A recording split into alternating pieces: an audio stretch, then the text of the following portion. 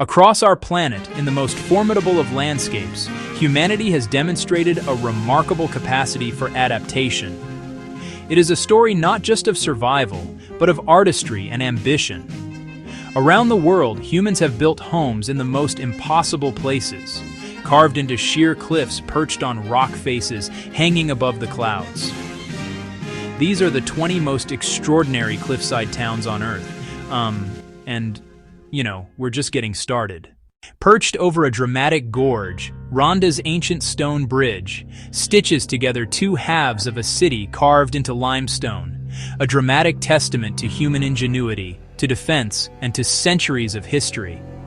Whitewashed homes tumble down volcanic cliffs toward the caldera, their blue domed sunsets creating one of the world's most iconic cliffside panoramas. It's really something to behold.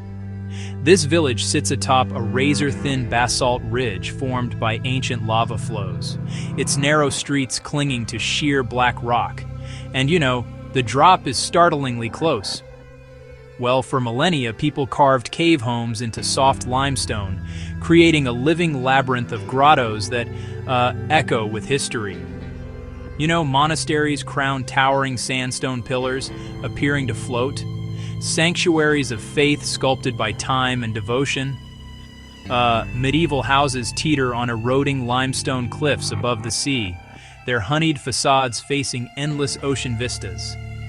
A cascade of pastel villas and steep stairways tumble toward the sea, an elegant marriage of architecture and cliffside terrain.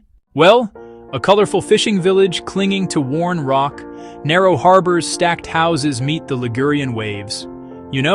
Carved from volcanic tufa, Pitigliano's honey-colored streets, caves reveal layers of cultural history and resilience.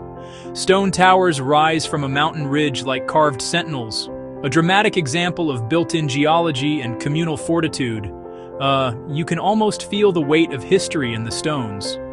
Clinging to a cliff face 3,000 feet above the valley, this sacred complex feels suspended between earth and sky. Well, it really does seem to float in the air. Dogon villages nestle in cliff alcoves, their architecture harmonizing with dramatic sandstone escarpments, close-up mud brick granaries and tellem houses in the cliff face, ancestral traditions, a living link between people and place.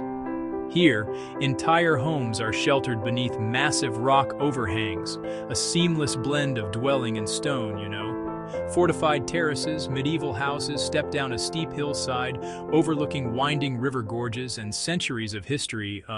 Ancient Pueblo cliff dwellings are carved beneath overhangs, preserving the ingenuity of a people who adapted to the canyon landscape.